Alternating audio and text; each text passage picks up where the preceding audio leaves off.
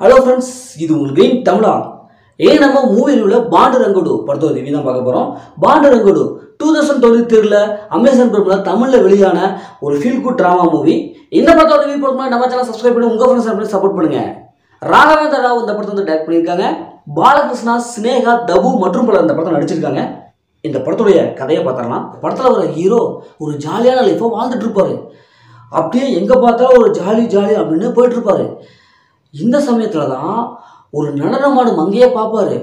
இவங்க கூட எப்படியாவது கரெக்ட் பண்ணி அப்படின்ட்டு இருக்கணும்டா அப்படின்ட்டு பிளான் பண்ணுவார். அதே மாதிரி சக்ஸஸாக நடந்துடும். அவங்களுடைய லைஃப்பில் அந்த நடனமாடும் அந்த பெண், அந்த டான்ஸர் கூட அப்படின்ட்டு அப்படி இருந்துட்டு வருவார். இப்போ பார்த்தா நம்ம ஹீரோவுக்கு கல்யாணம் ஆயிரும். இவர் கல்யாணம் பண்ணிக்கிட்ட பொண்ணு ஒரு மிகச்சிறந்த ஒரு கிருஷ்ணர் பக்தை. அப்படியே கிருஷ்ணர்னா அப்படியே உருவார். அந்த அளவுக்கு மிகச்சிறந்த உண்மையான ஒரு பக்தியாக இருப்பார். இப்போ நம்ம ஹீரோ அப்படின்ட்டு இருக்கிற விஷயம் ஹீரோயினுக்கு தெரிஞ்சிடும். இதை கேள்விப்பட்டோன்னா அப்செட் ஆயிடுவார். இப்போது ஹீரோ எப்படி இந்த பிரச்சனை தப்பிக்கிறாரு, ஹீரோயின் 2 பேர்த்துக்கு இடையே என்னெல்லாம் பிரச்சனை ஏற்பட்டது, இறுதியில் என்ன ஆச்சு அப்படிங்கிறதா இந்த படத்துடைய ஒன்லைன். இந்த படத்துடைய பாசிட்டிவ் பார்த்தலாம். பாசிட்டிவ்னாவே இது நடிச்சிருக்க எல்லாமே சீனியர் ஆக்டர். சும்மா செம்மையான ஒரு பர்ஃபார்மன்ஸ் கொடுத்துருக்காங்க.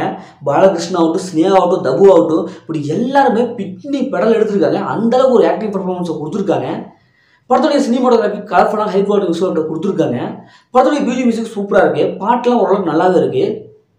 இந்த படத்துடைய மைனஸை பார்த்தலாம். படம் ஏற்கனவே 2008ஆம் ஆண்டே வந்துருச்சு. அதனால் படம் பார்க்கும்போது அதே மாதிரி ஸ்க்ரீன் பிளே கொடுத்துருக்காங்க. அதனால் நமக்கு படம் பார்க்க கொஞ்சம் போர் அடிக்குது. என்னடா அந்த காலத்தை படத்தை அப்படியே கொடுத்துருக்காங்களே அப்படின்னு தான் தோணுது. ஏன்னா இந்த காலத்துக்கு ஏற்ற மாதிரி ஸ்க்ரீன் பிளே அவங்க அமைக்கவே இல்லை. இந்த படம் உண்மை சம்பவத்தை அடிப்படையாக கொண்ட படம். புராணங்கள்லேயே இந்த கதையெல்லாம் வந்துருச்சு. அதனால் எல்லாத்துக்கும் மேக்ஸிமம் இந்த ஸ்டோரி வந்து எல்லாத்துக்குமே தெரிஞ்சிருக்கும். அந்த ஸ்டோரியாக ஸ்க்ரீன் பிளேவை மாற்றி ஒரு இன்ட்ரெஸ்டிங்காக என்கேஜாக காமிச்சிருக்கணும். ஆனால் இவங்க அதையும் தவறிட்டாங்க.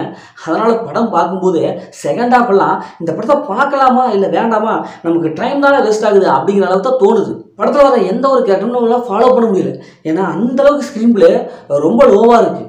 படத்தில் எந்த இடத்துலையும் ட்விஸ்ட் அண்ட் டர்னிங்கே இல்லை. இது வந்து ஒரு புராணத்தை அடிப்படையாக கூட கதை தான், ஓகே தான்.